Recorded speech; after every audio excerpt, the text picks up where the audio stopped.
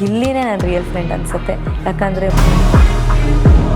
ನೀನು ಒಂದು love track start ಮಾಡು ಅಂತ ರಾಶಿಕಾ ಹೇಳ್ತಾರೆ. ಯಾರಿಗೆ 2 ವಾರಕ್ಕೆ 2 ಫೀಲಿಂಗ್ಸ್ ಬಂದ್ಬಿಡುತ್ತೆ. ನಿಂಗೆ ಅಶ್ವಿನಿ ಅವ್ರ ಪವರ್ ಕಾರ್ಡ್ ಬೇಕಾ ಅಂತ ಇತ್ತು. ಗಿಲ್ಲಿಯವ್ರ ಜೊತೆ ಕ್ಲೋಸ್ ಆಗಿದ್ರೆ ನನ್ನ ಜೊತೆ ಇರೋರಿಗೆ ನನ್ನ ಬಗ್ಗೆ ಗೊತ್ತು. ಫ್ರೆಂಡ್ಸ್ ಅಂತ ಅಂದರೆ ಯಾವತ್ತೂ ನಿಂತ್ಕೊಳ್ಬೇಕು ಆ ಫ್ರೆಂಡ್ಶಿಪ್ಗೆ.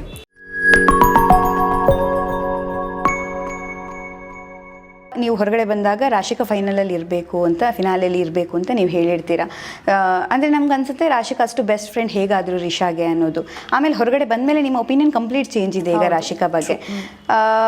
ಏನು ಇದು ವಿಚಾರ ಅಂತ ನನಗೆ ಬಂದಷ್ಟೇ ಫಸ್ಟು ಜಿಯೋ ಹಾಟ್ಸ್ಟಾರಲ್ಲಿ ಇಂಟರ್ವ್ಯೂ ಆಗುತ್ತೆ. ಅಂದರೆ ಹೊರಗಡೆ ಏನೂ ನೋಡ್ದೇನೆ ನಾವು ಏನು ನಡೆದಿದೆ ಏನಿಲ್ಲ ಅಂತಷ್ಟೇ ಎಂಟ್ರಿ ಎಕ್ಸಿಟ್ ಆಗ್ತಿದ್ದಂಗೆ ಸ್ಟೇಜಿಂದ ಫಸ್ಟು ನಾವು ಕೊಡೋದೇ ಜಿಯೋ ಹಾಟ್ಸ್ಟಾರ್ಗೆ.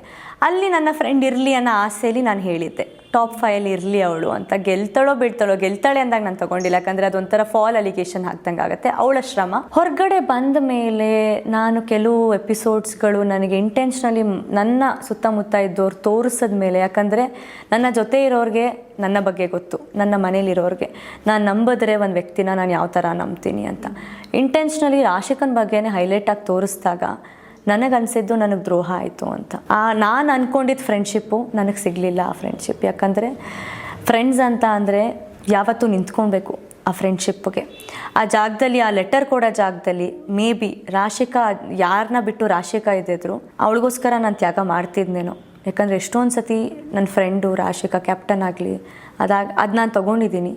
ಬಟ್ ಎಲ್ಲೋ ನಾನು ಸೂರಜ್ ಅಂತ ಬಂದಾಗ ಅಥವಾ ನನ್ನ ಅಂತ ಬಂದಾಗ ಅವಳು ಎಷ್ಟು ಉಳಿಸ್ಕೊಳ್ತಾ ಇದ್ಲು ಮನೆಯಲ್ಲಿ ಅಂತ ನಾನು ಒಂಥರ ಹೊರಗಡೆ ಬಂದು ನನಗೆ ಅವಳಿಗೆ ಫ್ರೆಂಡ್ಶಿಪ್ ಕಂಟಿನ್ಯೂ ಮಾಡಬೇಕಾ ಅಂತ ಫೀಲ್ ಆಗ್ತಾ ಇದೆ. ನಾನು ಆ ಥರ ಒಂದು ಸತಿ ಮೋಸ ಹೋದರೆ ಆ ಫ್ರೆಂಡ್ಶಿಪ್ನ ನಾನು ಮತ್ತೆ ತೊಗೊಳ್ಳಲ್ಲ. ಫ್ರೆಂಡ್ಸ್ ಅಂದವ್ರು ಹೆಂಗಿರಬೇಕು ಅಂದರೆ ಅದಕ್ಕೊಂದು ಅರ್ಥ ಇದೆ ಫ್ರೆಂಡ್ಸ್ಗೆ. ಬರೀ ಸುಕ್ಕು ಕಾಲದಲ್ಲಿ ಚೆನ್ನಾಗಿ ನಕ್ಕೊಂಡು ಇದ್ಬಿಟ್ರೆ ಏನೋ ಹೇಳ್ತಾರಲ್ಲ, ಒಂದು ಮಾತಿದೆ, ದುಡ್ಡಿದ್ದಾಗ ಎಲ್ಲ ಫ್ರೆಂಡ್ಸು, ದುಡ್ಡು ಇಲ್ದಿದ್ದಾಗ ನಿಂತ್ಕೊತಾನಲ್ಲ ಅವನೇ ಫ್ರೆಂಡು ನಿಜವಾದ್ದು ಅಂತ ಹೇಳ್ದಂಗೆ. ಬರೀ ಒಳ್ಳೆಯದು ಮುಂದ್ಗಡೆ ಮಾತಾಡೋದಲ್ಲ, ನಾನು ಹಿಂದೇನೂ ಮಾತಾಡದೆ ಇರೋದು ರಿಯಲ್ ಫ್ರೆಂಡು.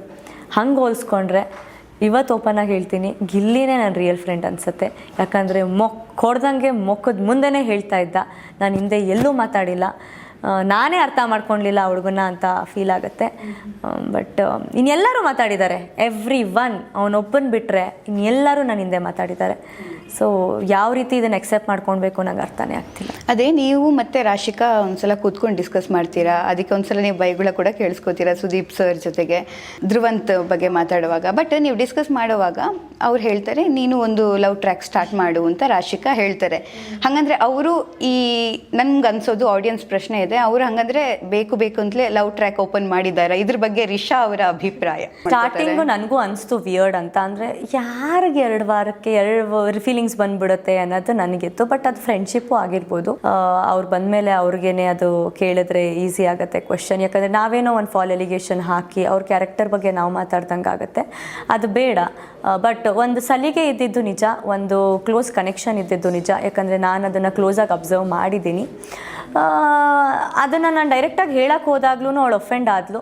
ಸೊ ಅವಳಿಗೆ ಪ್ರಾಬ್ಲಮ್ ಇಲ್ಲ ಅಂತ ಅಂದಾಗ ನನಗೆ ಇಶ್ಯೂ ಇಲ್ಲ.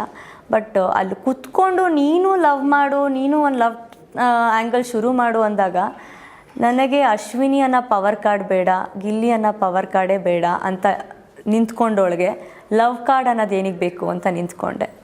ಸೊ ನನಗೆ ನೆಸಸರಿ ಇರಲಿಲ್ಲ. ಯಾಕಂದರೆ ನಾನು ಅಶ್ವಿನಿಯವ್ರ ಜೊತೆ ಕ್ಲೋಸ್ ಆಗಿದ್ದರೆ ನಿಂಗೆ ಅಶ್ವಿನಿಯವ್ರ ಪವರ್ ಕಾರ್ಡ್ ಬೇಕಾ ಅಂತ ಇತ್ತು. ಗಿಲ್ಲಿಯವ್ರ ಜೊತೆ ಕ್ಲೋಸ್ ಆಗಿದ್ದರೆ ನಿಂಗೆ ಗಿಲ್ಲಿ ಪವರ್ ಕಾರ್ಡ್ ಬೇಕಾ? ರಿಷಾ ಯಾರ ಜೊತೆ ಇದ್ಲು? ಮಿಕ್ಸ್ಡಾಗಿ ನೋಡಿದ್ದೀರಾ. ನಾನು ಈಗ ಅಶ್ವಿನಿ ಒಬ್ಬರ ಜೊತೆನೇ ಇರಲಿಲ್ಲ, ಗಿಲ್ಲಿ ಜೊತೆನೂ ಕೂತ್ಕೊಂಡು ನಕ್ಕಿದ್ದೀನಿ, ಎಲ್ಲರ ಜೊತೆ ಇದ್ದಿದ್ದು ನೋಡಿದ್ದೀರಾ. ಸೊ ನಾನು ಹೋದೆ, ಒಬ್ಬಳೇ ಬಂದೆ. ಹೇಳಿದ್ನಲ್ವಾ, ನಂಬಿಕೆ ಇಟ್ಟಿದ್ದೆ. ಯಾರಿಗೂ ನಾನು ಮುಂದೆ ಮಾತಾಡೋ ಧೈರ್ಯ ಇರಲಿಲ್ಲ. ನಾನು ಎಪಿಸೋಡ್ಗಳು ನೋಡಿದ್ರೆ ಎಲ್ಲ ನಾನು ಹಿಂದೆ ಮಾತಾಡಿರೋರೇ ಜಾಸ್ತಿ, ನಾನು ಮುಂದೆ ಮಾತಾಡೋ ಧೈರ್ಯ ಇರಲಿಲ್ಲ. ಮುಂದೆ ಮಾತಾಡಿದಿದ್ರೆ ಇನ್ನೂ ಚೆನ್ನಾಗಿರ್ತಾಯಿತ್ತು. ಸೊ ಪ್ರೌಡ್ ಫೀಲ್ ಮಾಡ್ಕೊಳ್ಬೇಕು, ಅವ್ರು ನೋಡಿ ನಗಬೇಕು, ನನಗೆ ನಿಜ ಅರ್ಥ ಆಗ್ತಿಲ್ಲ.